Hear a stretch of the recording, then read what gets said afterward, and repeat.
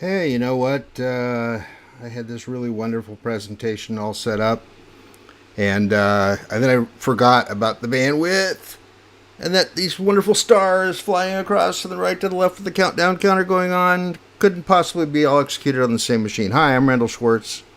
I'm here to give a talk today that I've given a couple times before, once in Brazil actually, when I went and looked up what was going on. Hopefully, everybody can hear me. I won't be watching the chat.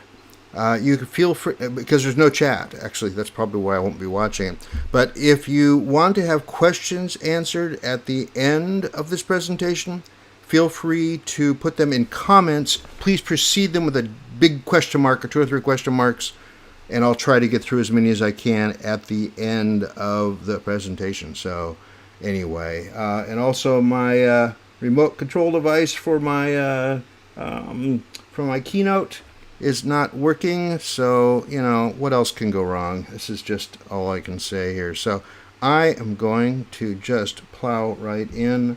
Let's see if that works now. Okay, here we go. So this talk was originally pitched to OSCON for 2013, and I had to pitch it as half my life with Perl. And by that, I was intending some things that are on a couple slides from now, so I'll just wait and talk about them then. But really, I wanted to call this talk, and I've actually got away with calling this talk this on later presentations. I've actually wanted to talk this thing as change. There we go. Yeah, there we go. My half-life with Pearl. And I think that's just because it sounds funny. Not because there's any sort of purpose to that at all. So let's get right into this. So I am this guy. I am just this guy. Let me hide some screens here so I don't get all messed up when I'm staring at things. And let me turn off the stars that you couldn't see anyway. That'll probably help a little bit for my CPU. Here we go. Okay. So, who is this guy? Well, I'm a jack of all trades, master of some. I've been a programmer, a writer, a trainer, a sysadmin, a QA, networking, DevOps, podcaster, comedian. In my 40-year career, I've spent a little bit of time doing lots and lots of everything. So, I'm also thinner. When I wrote this talk, I had just finished the first 9 months or so of my low-carb diet, and I went from looking like that, who some of you will certainly remember, to looking a lot more thin and handsome. So that worked out really nice. So I do lots of stuff. Now, the point of this talk is to talk about a few things that all sort of worked back and forth in a strange sort of synergy. I want to talk about the Perl culture. I want to talk about what y'all do out there and how I've experienced it over the years, things like that. I also want to talk about, if you'll grant me this, Stonehenge, my company, and the culture that it has, because that's going to come up quite a bit in this talk, because this talk's written from my perspective. And I also want to talk about if you'll give me a little bit of headroom there for saying something like Randal culture. Sorry, now I'm fiddling with my phone so that I can make sure that I can see these slides here. Okay, there's part of the Randal culture, is sometimes not having the right thing at the right time. Here we go. All right. Yeah, there we go. Now it's better, easier to see. So, now it should go. So a lot has happened over the years. A lot has happened over the decades, I should say, because that's involved. And I just want to give a fair warning. My memory isn't as good as it once was. So I like to consider this presentation a work of fiction. So a work of fiction that is inspired by actual events. So, and if you disagree with any of my facts, well, then at the time, I'm going to speak with this contextually as if it's still 2013 here. Then, the call for presentations for OSCON 2014 will probably be in January, and you can give your own damn talk. That's how that works. I do have a lot of people to thank for the content of this talk. and particularly the Perl history that was mostly authored by Elaine and the other contributors. Now, I can't talk about my life or Stonehenge, or in that sense, Perl, without talking about my friend Bill Harp.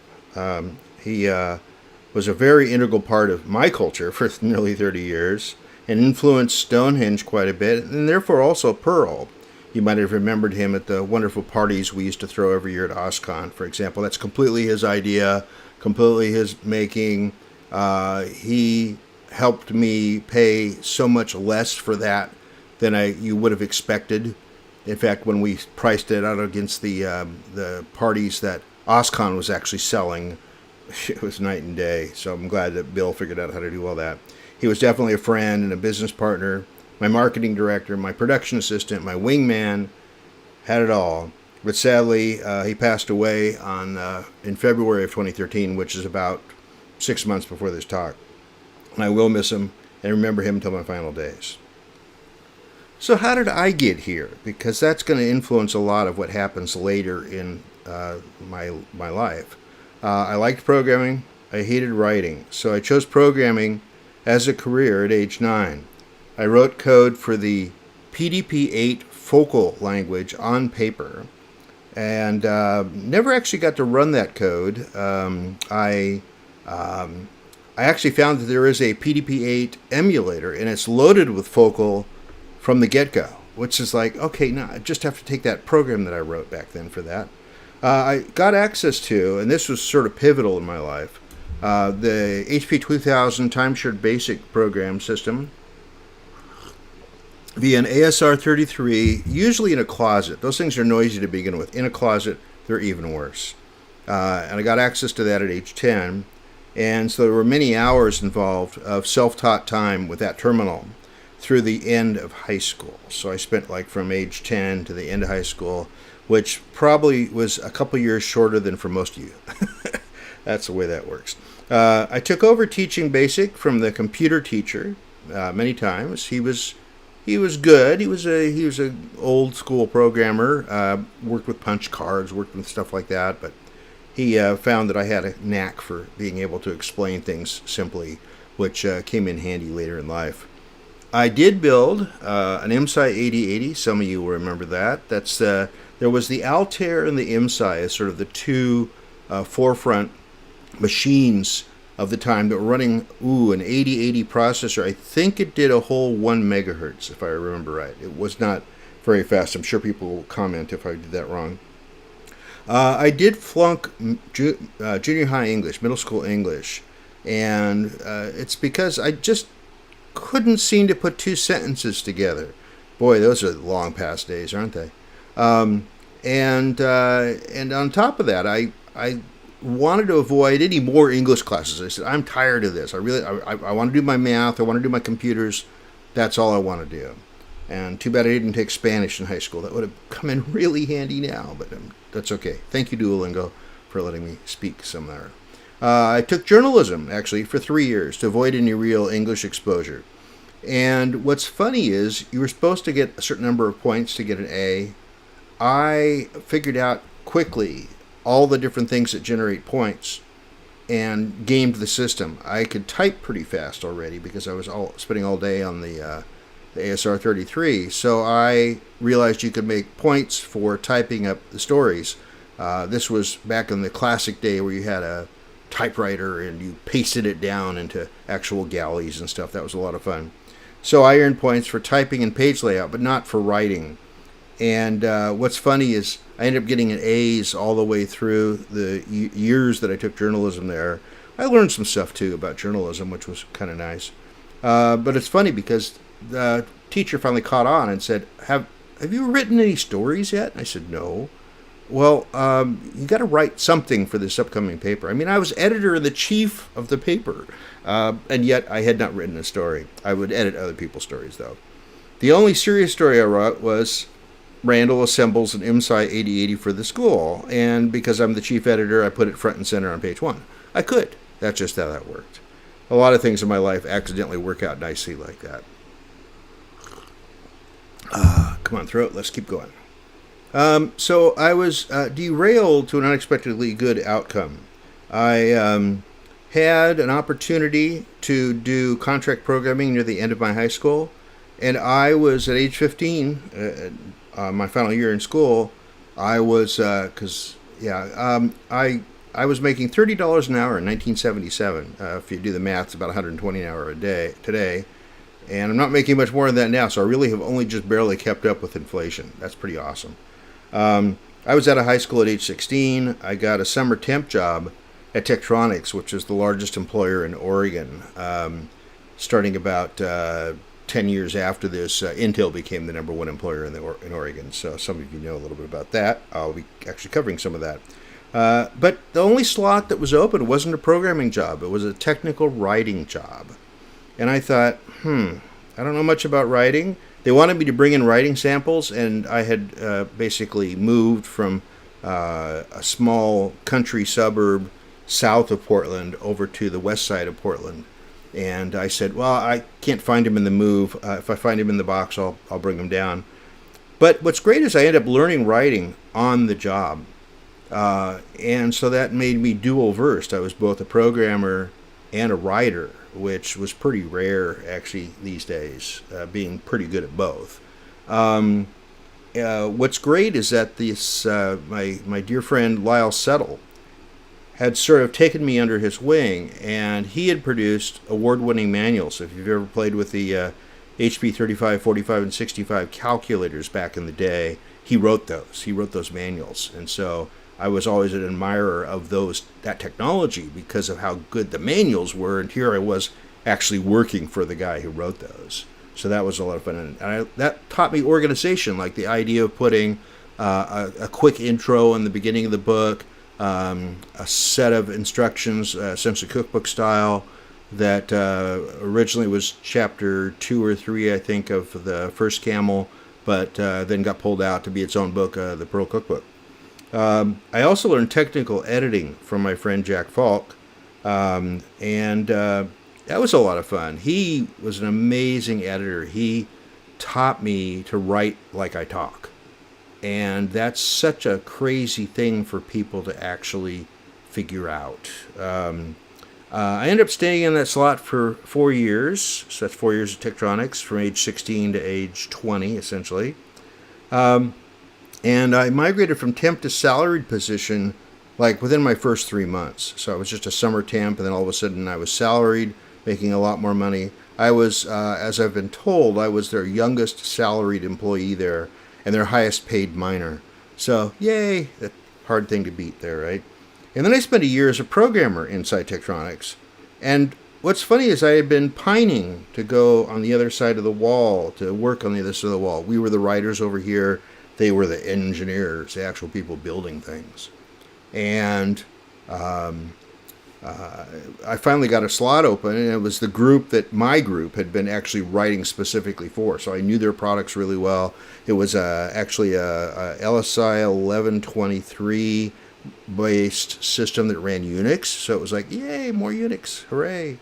And then I realized after I was in the job for a while that it wasn't really different. It was like the same sorts of schedules and daytime activities. The only difference between being a technical writer for a living and being a programmer for a living is into what medium do you express your art. But everything else is the same. Of course, the medium is the same and everything else. So somewhere in the midst of this, I discovered Larry Wall, dear Larry Wall, who has changed my life immeasurably. I learned of him through the wonderful RN newsreader. So I was actually on Usenet, back what they called it, in 1981, which is way close to the early days. They actually would make a map of ASCII lines to show the 45 machines that were connected and in what configuration. And Tektronix was one of the machines that was one of the stars in the layout. And I actually used RN as my primary newsreader for many years, but the tech sysadmins niced it. In other words, they made sure that when people were running RN, it was running at a lower CPU priority than everything else that was, quote, work, right? But so I got switched a little. I went into my Emacs text editor, And I found that there were originally GNUs and then GNUs, and that became my way of reading Usenet and also handling my mail and things like that. So that was pretty cool. The thing I remember about RN is that it had a really enjoyable man page, a really readable man page. And that to me was sort of a bit foreshadowing, because it was like, I wouldn't mind writing something with this guy. Imagine that. Patch was also a big thing that Larry Wall did, and that also ended up getting used quite a bit by times that I was working. But of course, we're all here because of Perl, right? So let's talk about Perl history and how I influenced it and it influenced me. So Perl 1, released in 87. I downloaded it, compiled it, played with it a bit. And of course on Usenet, there was a maximum limit. I think it was 32K or 64K, one of those. Very small portion of the source. So it was something like 44 parts that you had to get all and in the right order. And then I think it might have been the first Sharchive, actually. I don't know if Larry actually invented that technology, but he sure should have. To me, it looked like a super awk, and I was really, really good at awk. And so I started doing all my awk tools in Perl, especially with the handy A2P translator, which was actually fairly complete and worked really nicely. S2P for sed to Perl. Probably none of you have invoked either of those unless you're as old as I am. Perl 2 was released in 88, the next year. A lot more complete, and became my go-to language for new tools. So I started rewriting many of my shell scripts, and I was an Emacs Lisp pretty much of an expert. And so I'd actually written command line tools that ran in Emacs Lisp because I wanted a generic string processing language. And of course, Perl fit that niche quite well. In fact, if you ever pull up GNU Emacs and you're saving data, the internal data of Emacs Lisp is in Lisp S expressions. I wrote the pretty printer that's in there, that's in every copy of Emacs. So I'm pretty happy about that. I did it one day because there wasn't one, and then I posted it on the contributions mailing list, and Richard Stallman called it brilliant. So he says, "Can I get the copyright assignment? It's going into the core." I went, yay. So Usenet was still fun, still playing with it. I basically would read CompuNix questions and CompuNix shell, and I would try to get edgewise in there Perl, because Perl was just as much a valid utility to put in shell scripts as sed and awk and grep and all the other things that were in those shell scripts. So I thought, okay, I'll just answer everything I can in complete Perl rather than having to call a bunch of small utilities and link them together. So inevitably, I was answering lots and lots of things, and I was sort of answering like every fifth or sixth posting with a Perl program. Somebody actually said, I don't have the exact quote because the Wayback Machine doesn't go back far enough for this one, or not Wayback Machine, but the Usenet archive. Would someone be kind enough to provide me with a script, said awk, no Perl, please, that I could run on several hundred files. So they specifically were targeting me, obviously, for answering all these questions with Perl. So I'd show, of course, a little bit beaten up by that, but I'd show the shell solution, and of course the much shorter and much likely faster Perl solution. Yes. What's fun is that I was already in a position then, by having posted all these things, to be help early Perl adopters along that way, which sort of became my call to action for many of the years following. The Jaff. Can't talk about me and Perl culture without talking about Jaff. Just another Perl hacker. How that came about is that I was bored with my nearly identical SIGs. All across Usenet, I would put just another something at the bottom line of whatever article it was. If it was something about skating, I would say, just another skating bandit or something. There would be something for every group. And so, of course, I was posting a lot in the Perl Now news group. Actually, I think it was still a mailing list back then, but I was posting other things in Company Shell and Company Questions. And so it kept being the same. And then I said, oh, I'll up it a bit, and we'll actually make it code that runs. Just another Perl hacker. And you can tell where this is going to go, right? Because you've seen a lot of these. So I started varying it a little bit at a time. So here's scalar reverse. That scalar is very important, by the way. If you don't put scalar, it's a list-based reverse, and it reverses the entire list backwards and forwards. This is a string-based reverse. And then my favorite one of my favorite ones, that just came about one day. You got to wonder, I never smoked any of the funny stuff, but you got to wonder sometimes if I hadn't gone overboard on some of these things. So I worked out this entire first part just so I could put EIEIO at the end. Very important. The nice thing about Just Another Perl Hacker is there's 25 characters. So that leads to some nice shufflings, and they're all unique. No, they're not all unique, but somehow it worked out pretty well. And also mappings, slightly less than 26 characters, mapping A to Y. And one of these actually turned out to be quite funny. I found an anagram of Just Another Perl Hacker, and that's namely O turtleneck phrase jar. And so I've got this string up on the top there that will map the A to Z to those letters in that order. So A maps to O, B maps to H, and so on. It actually makes Just Another Perl Hacker. That was one of my fun. And of course, how do you come up with that string? I didn't do it the hard way. I used Perl. I just basically did the same thing in reverse and printed out that string and pasted it in my code. And I've seen people ask in JAPH facts, there's this debate. Does the comma need to be there or not? Hey, I made these up. The comma needs to be there. We say with great authority because these are mine. It also might have inspired some obfuscated Perl and Perl Golf. And I actually have some regrets for that over the years now because a lot of times when people are saying Perl looks like line noise, it's because they've been seeing examples of this stuff. And I apologize if there's any way that I influenced that to start happening. I might not have. I might have had absolutely nothing to do with it.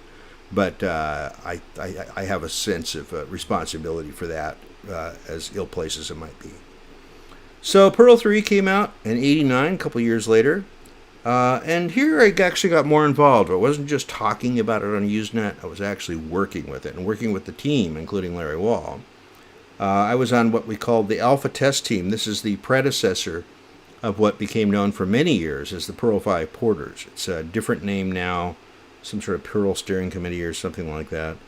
I also influenced Larry to add a few new features. For example, the underscore file handle for tests. I said, I don't want to keep calling stat to see if it's readable and it's also writable. I don't want that to keep calling stat down below. So he added the underscore file handle. I also created the list slice, the paren square bracket thing that allows you to take a value. Prior to that, you had to store that list into an array and then do an array slice that looks exactly the same thing, but it has to go through a variable first. And for the third one, you'll have to wait for it. I'll talk about it a little later in the presentation. And I think inspired by my Jaffs, Larry wrote the first Perl haiku that we're aware of. I know I didn't write any of these, but there it is. And you have to pronounce the punctuation characters just right to get it to be the 575 pattern. Just another Perl. Yeah, right. 575. Okay. And along comes the camel. How did that come about? Well, Perl 2 man page was 20 pages. The Perl 3 was 60 pages. But people bizarrely said, we need more documentation. Now, you just got 40 more pages of documentation. They weren't talking about that. What they were actually trying to hint at is this thing's getting complex enough that we don't even know where to start. Where should we begin? And so Larry followed up to that public message with, when I get some spare time, I'll write something up. But I knew more about Larry's personal life now than I had before. And so he's got a wife, 4 kids. He's the church choir director and active there. And I'm pretty sure he sleeps every once in a while. I didn't have proof of that until about 5 years after this. But yes, I'm pretty sure he sleeps. So I chimed in, hey, I'm both a programmer and a writer. And in fact, award-winning books even. So I could also help out.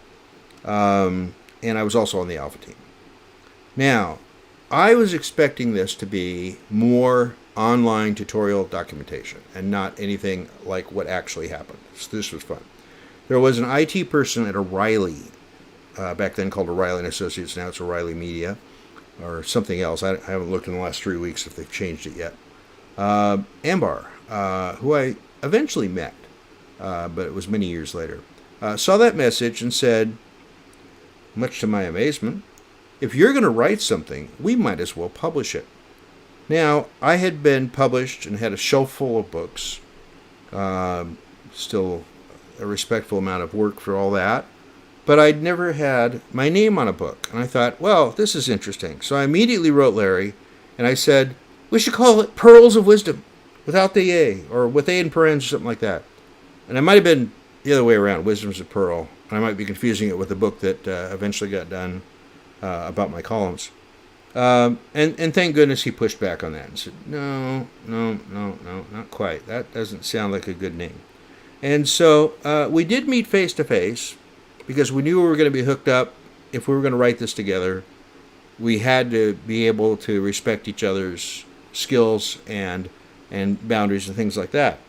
And so we met at the Caro's restaurant, which I think is no longer there. A lot of restaurants aren't there. In Salem, Oregon. He was visiting, I think, his brother-in-law or somebody who happened to live near there. And I drove down an hour and a half from my home to there. And we sized each other up and we decided we could work together. It was cute. I had a sign, I think, at that point that said Larry Wall, ? I was like looking around, of course I'd seen pictures of him before. So we decided we could work together. And I'm going to pull a quote from that oft-despised movie, Xanadu. Sonny Malone, I don't know the first thing about being a partner. Danny McGuire, it's easy. We share the responsibilities and we argue a lot. It's like being married without the good part. Great line. Love that line. Okay, so we wrote The Camel. We wrote it in TROF. Some of you are old enough to remember that being a big thing with the Unix world, and it's still actually sort of the base language of man pages, although things are changing all the time. And I was quite experienced with TROF because I had used it in production at Tektronix 8 years earlier. And then I said, well, everybody's got a macro package that they like that goes with it. I wonder which ones O'Reilly uses. Well, they had what they called their in-house O'Reilly TROF macros. And they sent me the documentation first and then sent me the actual email files that I could install and use. But it started looking amazingly familiar. Why?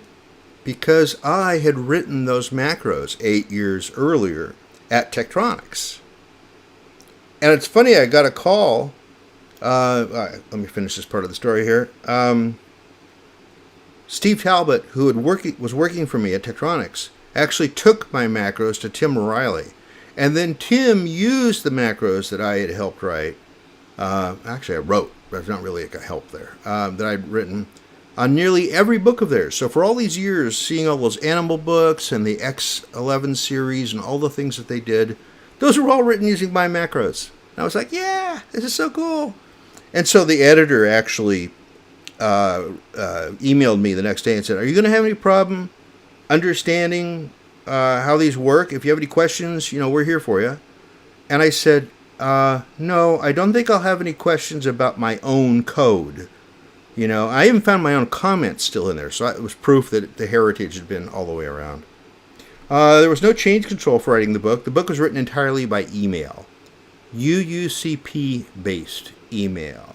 19.2, 9600 baud, those things like that. I created the book design based on what I had learned from Lyle. By the way, I didn't say it back earlier, but I was talking about Lyle and Jack. If you look at almost all of my modern books, in the front matter, it will say, and special thanks to Jack and Lyle, who taught me nearly everything I know about writing. And that's the Jack and Lyle that's in there. It's the two people I talked to you about earlier. So I created the book design based on that. It was the same thing. We had done award-winning books at Tektronix using that layout. In fact, it actually became a company-wide standard based on Lyle's work. Just amazing stuff. I also suggested some of the humorous index entries and glossary entries. And while I was writing it, Perl kept disappearing into the sentence. And I said, could we please use the lowercase Perl to represent the interpreter and capital Perl to represent the language so it stands out in the middle of a sentence? And Larry, yeah, that sounds great. So we did that. But I sort of pushed for that. That was my thing. This was 6 months of nights and weekends. Lots and lots of time. By the way, if you work out how much money you make from working 6 months of nights and weekends, it's just about minimum wage when you divide it all out even over the lifetime of the book. Well, I'm actually happy because a few of my books have sold quite well, but most books don't even ever make back their advance. It's really sad. So Larry described that the book would describe, Larry decided that, would describe Perl 4. And because at the moment, the Perl that we were writing with was 3044. And Larry said, I'll just rename it to 40 at the release. But in the preface, I wrote, but it might be 4003 because of the changes after we submit the book. And wouldn't you know it, Larry, the clever guy he is, added 3 patches to Perl 4 right after our book went to bed. So it was perfectly self-fulfilling at that case. It was nice. So we released the Camel, and I was right, yes. We released the Camel, and this is where Larry and I met for the second time. The first time was back in Salem, just about a year earlier. And Larry and I met for the second time at the Unix conference in Dallas in early 1991. And what's funny is when they were setting up the travel arrangements, they said, would you mind sharing a room at the hotel? Do you know Larry Wall? I went, yeah, I do, actually. I've only been sending email back and forth to him daily for almost a year. So we ended up rooming together, which was sort of fun. And I signed, not sure, I think it was a couple 100 copies. I can't remember exactly. But they went fast. I remember the line just being forever, all the way down to the end. And that's where Larry started using his special camel stamp. Those of you that have gotten a personalized autographed copy of the Camel know that he takes around an ink pad and a special camel that actually was the same camel that O'Reilly used. It was a 18th century woodcut because it was in the public domain. Always nice when you can get that kind of stuff. Now they do all their own custom work. It was a runaway bestseller, and Tim O'Reilly had to think about high volume for a change because most of his books, they kind of sat there and they moved out to stores occasionally, things like that. And he told me, he said that O'Reilly ran through a typical year's print in just the first 2 months. So they figure out how many he's going to sell in a year. They print those all up at once to get some scaling cost of scaling out of the way. And we did it in 2 months. What's another odd outcome of this, and I wasn't sure how this actually happened, but people started writing me, thanking me for finally being able to use Perl officially, because those darn pointy hair bosses just weren't trusting things without printed documentation. So my book essentially became the authorization to finally use Perl in production. So that was the Camel. how did the llama come about? Not much different, actually. I was actually approached by a Silicon Valley company in early '93 to teach Perl. And I signed a document with them that said, I can't compete on your turf, but I could teach elsewhere. And I'm glad I had that clause in my contract because of how things eventually turned out. So it was non-compete, but I could teach it. And I also, this is again a very smart thing, I retained all the rights to all the examples. And it's because examples are the hardest thing to come up with. And so, yes, there were examples and exercises in their training course, but I put those also in the book. And then I wrote my own slide deck, and it was similar. A couple of chapters were different order, things like that. But yeah, it was fun. By the way, Larry's daughter, I think it was Geneva, named the diamond operator for me because I was sitting at Larry's house having lunch, and I said, "What do you call that angle thingy?" Right? And he says, well, the problem is if you don't have to say it out loud, you don't come up with a name for it. You just type less than greater than, and it's done. Well, his daughter immediately spoke up and said, "Diamond, Daddy, that's a diamond." I think he was like 8 at the time, or maybe even earlier. I did name the spaceship operator, and in fact, that was in the official documentation for a while, named that. I think that's sort of gone away now, but it was for at least a while. You can get an error message that said spaceship operator in it. On the third or fourth delivery of doing the my course that I was doing in Silicon Valley, someone came up to me and said, I like the Camel. Camel's a good book, but this course really lays it out, really gets you started in Perl and moving on about things.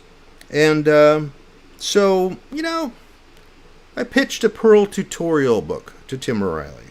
I sent him email, and as I recall this, I got a phone call from him back in 15 minutes, really excitedly saying, "We have really been waiting for you to follow up after the Camel, because the Camel is crazy sales here, just making good money from this. Please write another," and write it that well. But I believe that was the fastest pitch and acceptance I've ever had in any place there. I wrote the Llama book mostly by myself in the next 6 months. And I, of course, rewrote the course using mostly same examples, but a new slide deck.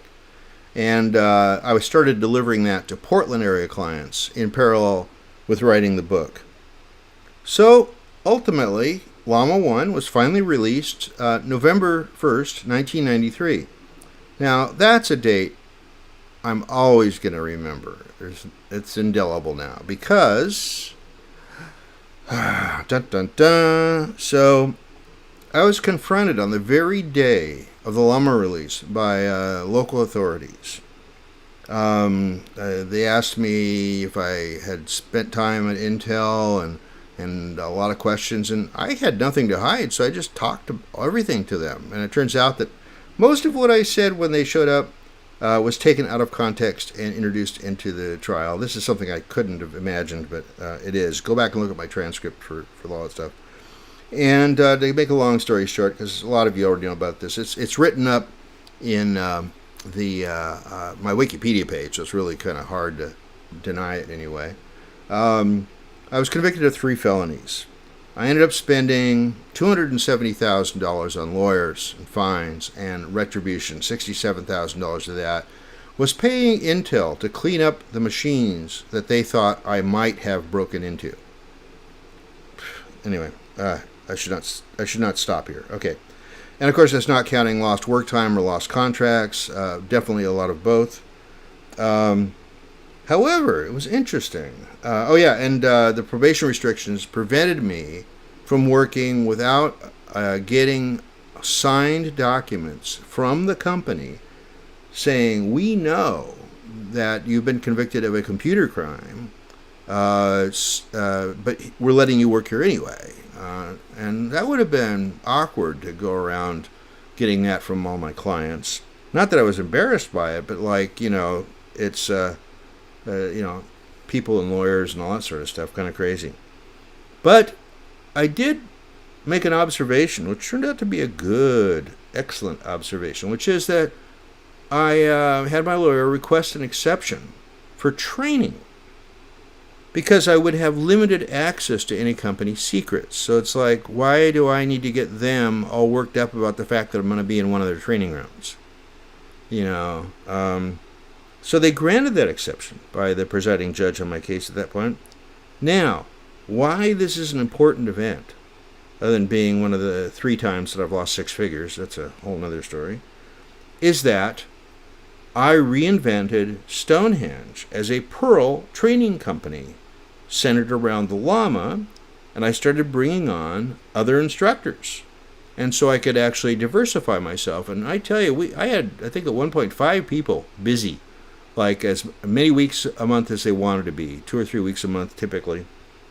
Of course, it's interesting, and don't tell the judges or anything, but and nearly every place I trained, I was already on the internal network. So, so much for not needing a disclosure. Oops, yeah, we just didn't bring that up in court at all. So, Pro 5, released in 95.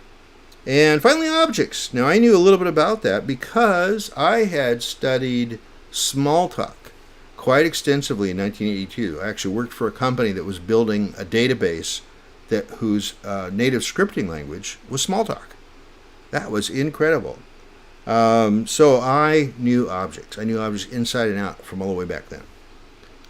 The Camel book and the Llama book and my courses were slowly becoming out of date, so I added a Llama supplement course to introduce the new Pro 5 features. Initially 4 hours, but eventually became the mouthful title, Packages, References, Objects, and Modules. Or, as we like to call it, the Alpaca book.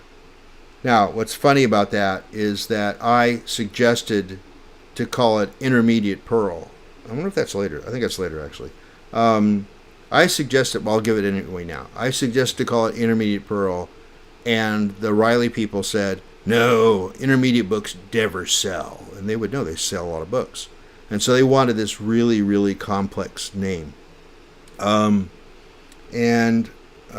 next editor that came in for my second edition, when they said, why is the name so complex? I said, because you guys thought the book Intermediate Perl wouldn't sell. And guess what? It has sold. It has sold well. Now for something that's sort of an interesting corner to the story. So, the Schwartzian transform. Before I even get anywhere else on the slide, I did not name this after me. I'm not that vain. There are some areas where I have vanity, but this is definitely not one of them. The thing that happened was I answered a Usenet question in April of 1995. I was extremely brief in my answer because I was actually on a break from teaching a class. The breaks were like 10, 15 minutes long at most. So I was just quickly answering, and I quickly solved the person's problem. And it was a simple, they call it in Lisp, which I knew really well, decorate, process, undecorate operation. So I just simply took that construct from Emacs Lisp and did it in Perl. Now, of course, Tom Christensen came along later and said, he pointed out my bug. I forgot to add the new lines back onto the strings. He described my 5 lines of code that I had done in great detail, 14 bullet points and a bunch of expression stuff. And he called it the Schwartzian transform as sort of a, and now let's finally get back to the Schwartzian transform from the beginning. But he named it that, I would have to say, sort of accidentally, because later people started suggesting using the Schwartzian transform for things. And I can just see him fuming, that's not why I said that name. And he tried to rename it. This is my evidence for this. He tried to rename it to the black transform, making sort of a pun on the fact that Schwartz in German means black. And too bad that never stuck. Black transform? No, didn't happen. So we did the Camel 2. That was in 96. Tom Christensen got added in as a third writer, but also Stephen Potter, who actually later dropped out of the project. But he still has his name, I think, on the front cover of Camel 2. And I was mostly the project leader and senior editor. And my schedule was crazy at the time, doing tons of training. So I didn't do a lot of original writing. I can't point to too many paragraphs in Camel 2 that are actually something I wrote. It was, however, notable in that it was the first Perl book to be written in pod. So we took the technology that Larry had created to turn documentation, embedded documentation, into man pages, and we actually used it to write the whole book. There were some enhancements to it, which are still used to this day for some of the Perl books. Because the Camel one was in O'Reilly Tiroff, the Llama one was in FrameMaker, which is why I bought a Mac, so I could do that. But all the subsequent editions of Llama, Camel, and Alpaca are also in pod, so that's all been switched over. So another way that I got involved with the community was the Perl Institute. So I wanted to take some of that great money I was making hand over fist from teaching all these people, because the teaching was very, very good. We'd charge about $20,000, and this is back in 1995. We'd charge $20,000 to the customer for a 20-person event. And I got to keep a good portion of that. And especially if I taught, I got to keep almost all of it, which was really nice. So I had some extra cash. So I said, I want to put this back into the community somehow. So I created the Perl Institute, went through all the 501c3 stuff for it, took some advice of a friend, but I also put him mostly in charge. That was a mistake. I don't even want to go into how it was a mistake. It was bad. We didn't accomplish much, and we later dissolved the nonprofit, but not until, of course, I had now, the second time in my life, lost 6 figures worth of assets after the other thing there, right? So my new lesson was try not to lose 6 figures of assets more than a few times in a lifetime. And I think I'm already at my maximum limit for those. So the Perl Foundation, of course, has this role, and they've been done much, much better than TPI ever did. So Salzenberg, Chip Salzenberg, some of you may personally know him, or know him at least professionally. And the reason this comes into play is that Chip was the PUM King for 5004. So that meant he was in charge of the release and decided what was in, what was out, what was good enough, what still needed to work, that sort of thing. And he was also one of my instructors, so it was kind of fun to chat with him about how the 5004 was coming along. He was remarkably adept at fixing bugs. You wouldn't be a morning that you would come in and not see 5 or 6 things that Chip had done overnight, essentially. So I joked about it a couple times, saying somebody left the Salzenberg on overnight so that he would make the changes. He has a couple good jokes about that, but I won't repeat them because I'm not. I couldn't do them justice. You'll have to ask Chip someday about automatic patches to the source code. It's pretty funny. So when RC2 came out, now in this timeline, RC2 is Release Candidate 2. So that's after it's been through beta, first release candidate, second release candidate. The motif there is showstoppers only at this point. Okay? So it was done. It was done as far as we were concerned. But I was having an IRC conversation with Chip saying thank you for getting RC2 out. That's really nice, or at least loading it. And then, time to do the troll. I just casually said, too bad about the code ref arrow. Now I should explain that. That's the code ref arrow parens. You might think that was in Perl forever, but it actually got introduced in 5004, and this is how. I said, too bad about code ref arrow. He goes, what? And I go, well, you know how we have the array ref dereferencing and the hash ref dereferencing. Why doesn't a code ref have a dereferencing? You have to do that other weird syntax of ampersand, $foo, parens, and stuff. It would be really nice. And he thought about it for a little bit, and he said, yeah, actually it would. It's too bad we're all the way down to RC2. You should have brought this up like 6 months ago or something. And I said, yeah, that is too bad because Larry wanted it. And that got him. I said, Larry wanted it? And I said, yeah, it was something he was planning on doing and just hadn't gotten around to it yet. So Chip goes dark for a little while, comes back, and says, it's a 5-line code change, and it passes all the tests. It's going in. So after the RC2, which no change should have been made, an entire new feature was added to this system. Thanks to me, thanks to my nudging. Now, the funny thing is, I did tell Chip this later, is that the conversation with Larry, of course, had happened 3 years earlier. So it wasn't just like last week that Larry said, too bad about the code error. So I got that in. That was the third feature I've significantly contributed to in Perl. There was also the Gecko book that sort of caught me by surprise. It's called Learning Perl on Win32 Systems.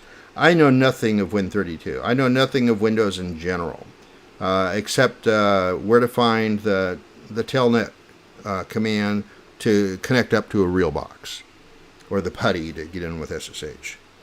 I wasn't informed by O'Reilly that this book was even in process.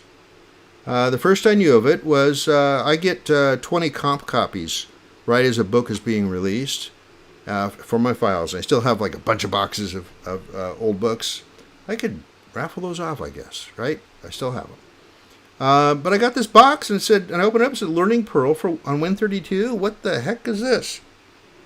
And what's funny is that right after that, I got invited for an online chat from CompuServe, right? And they told me it was about learning Perl. And I thought, no problem. I wrote that book. I wrote the second version of that book. I'm doing reasonably well. Except only after we were online on the chat that I found out that it was about the Gecko book. It was about the Win32 version of that book. So, of course, most of the questions were about Windows.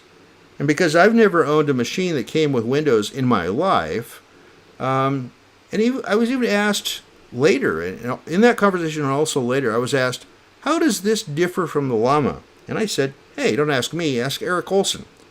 That's the author there. I wrote the parts that are the same, not the parts that are different. First Perl Conference, San Jose in 97. I taught a few classes, signed a lot of books. I eventually became OSCON. So TPC3 was actually OSCON 1, and they've sort of been overlapping ever since then. And now TPC refers to what we used to call YAPC, so it's fully split off now. Things from that period are a bit fuzzy. You might imagine why. So I don't really have any stories to tell from that. Perlmongers, Brian Foy in New York in mid-97 started organizing the Perlmongers as a way of sort of organizing and recognizing that there were Perl user groups being formed actually all around the world. So I was on the initial nonprofit board. It also included David Adler, who some of you may know, and Paul Smith, who most of you probably don't know, one of Brian's co-workers, as I recall.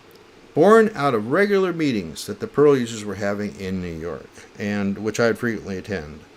And New York was the flagship, but eventually the idea spread all over the world. There were basically 4 categories of meeting types. There were the technical and social meetings, in which there was a presentation typically, and then we go to a bar to celebrate. There was a social meeting, which is skip the boring presentation and head right for the bar. There was also a technical meeting where we sit through a presentation, and although it wasn't planned, some of us would go to a bar anyway. You can kind of tell what's in common here. There's also the emergency social. Someone we know is in town for a few days, and so we go to a bar with them. Effective Perl programming. So in 1997, Joseph Hall is working for me as my primary trainer, and we co-wrote the prom class slides together, the ones that became the alpaca. And Joseph developed those railroad diagrams that you might remember from some of the slides and a few places in the alpaca book called PEGs. I don't remember what the name stands for. He was in the middle of pitching a book idea to Addison, not O'Reilly, that's the other ones. He wanted to be based loosely on Effective C, a set of collections of interesting points with enough background and illustration and so on. And I helped with the pitch because I had been through this before. Obviously, I had a number of books, both in-house books and also the O'Reilly books that I had done. The target audience, of course, was intermediate and advanced Perl programmers. I contributed my editing skills and a few pages and a preface. In particular, I believe that prior to this, every description of printf had been about, go look at the C description of printf. Perl's works exactly the same. That wasn't quite true, and so I wrote that up for that book. One of the things I came up with right around this era is SH to Perl, which is what it means, shell to Perl. So I published it for the first time on April 1st, 1998. Notice April 1st. It came out as a joke from the Llama class, which says, people ask me, how do I convert a shell script to Perl so it'll run faster and run with fewer processes and be more portable, right? Well, you do it with lots of hard work, or you cheat. You take your script, you put system around the outside of it, and of course I would hastily draw this on the board, and system around the outside of it, and there you go. There is your shell script as a Perl script. SH2 Perl actually is smart. It properly handles the argv and passes it down into the shell script, appropriately quoted, so that we can do that. It was actually my very first CPAN submission. Another thing that showed up right around this era, this was definitely a bustling time for Perl. Perl monks, okay, so it started in 2000. There were wonderful meaningless points. I can't tell you how many different things I'm doing these days where I'm just basically collecting meaningless points for absolutely no reason. And you got levels for answering and rating the answers of others, and it seemed to work surprisingly well. Vroom was the chief honcho. I've met him, actually was at, I think, at ZipRecruiter for a while. I was a top user most of the time. And I stayed pretty active in 2006. I think I might be lower than number 4 user, probably down to number 20 user now or something.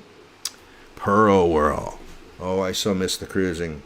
So Perl Whirl was a Perl conference on a 7-day cruise to Alaska's Inside Passage. We had 10 speakers, all the big names of the day, Larry, Tom. I don't think Damien was on that one, but a lot of the other big names, at least in the region. And we had about 150 attendees, which was pretty big, actually, compared to some of the later conferences that Neil did. We had optional group shore excursions, like a Juneau pub crawl. I definitely went on that one.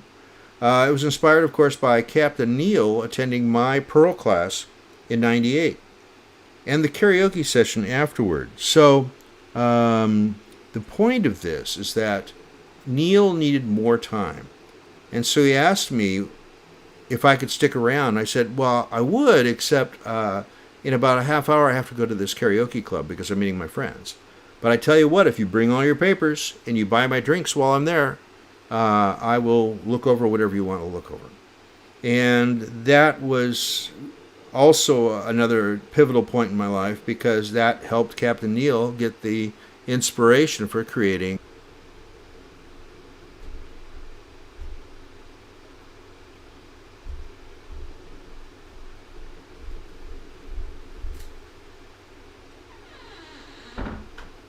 There we go. Hope you're all enjoying this so far.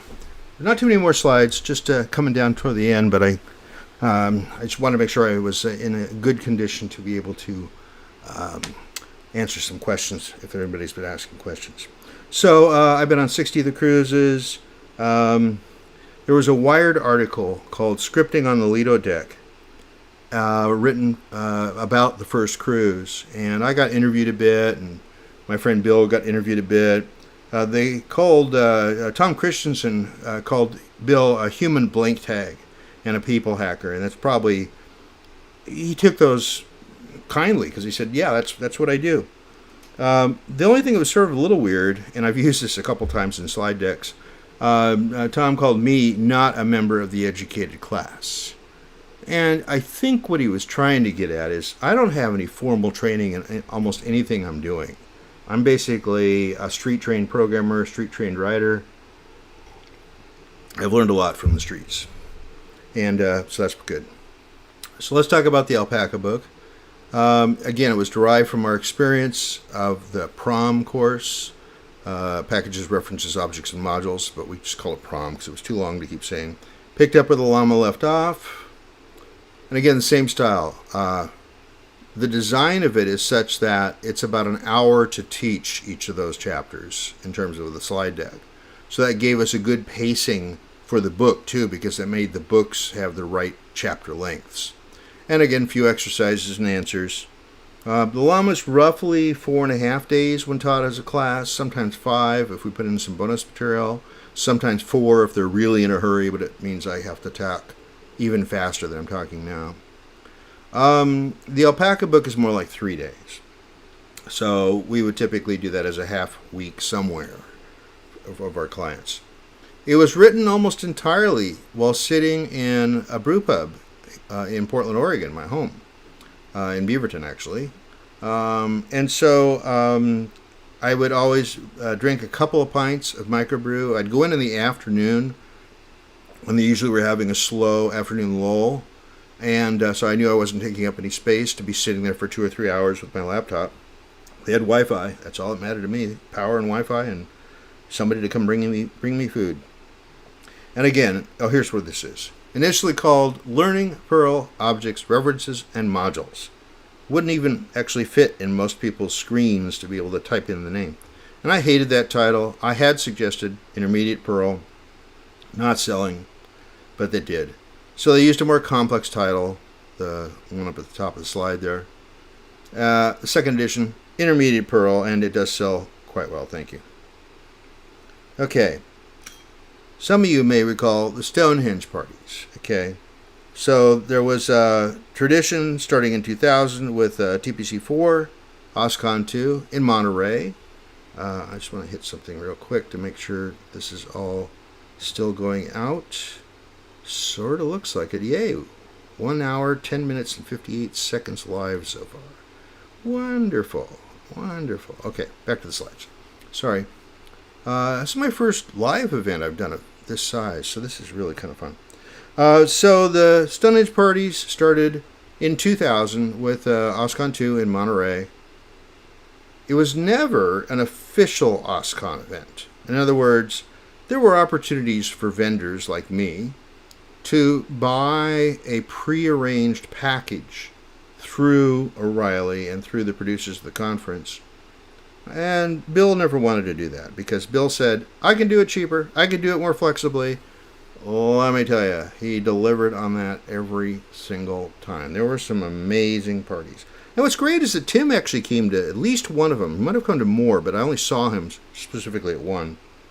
And Derek Story, who was for many years the official photographer of O'Reilly, started shooting pictures for the official OSCON pages. So here it is, a non-official party, but it was getting official publicity, which was really nice. And then again, of course, I made quite a bit of money for O'Reilly over the years, too. And people would always make sure our Wednesday night party, it was always on a Wednesday night, didn't conflict with theirs. It got so big that nobody wanted to go up against our party because they knew everybody from OSCON would be at our party. It was fun. And I always wanted it to be the blowout party of the year, and it often easily succeeded. Bill would always figure out something every year to put a buzz factor on it so that it would start showing up in people's, well, we didn't call it back then, social media. And it did. It started showing up in tweets and things like that back in the early days of Twitter. But what's interesting is that since we train at about $20,000 a year, or $20,000 a week, $20,000 a year wouldn't be able to have a job, right? So all we needed from that party to justify the cost was 1 or 2 new clients, and it paid for the whole thing for the year. And a lot of them typically bought multiple classes. So that's why I could justify that kind of expenditure and have the biggest and craziest blowout party of anybody. In particular, for the party where we released the alpaca in 93, well, 94, I guess it was. Yeah, because the book was out at the end of 93. Bill actually had a live alpaca in a downtown Portland bar. Probably violating a whole bunch of health codes. He just didn't ask before he did it. That was his typical MO. And as he says, it's easier to seek forgiveness than to ask permission.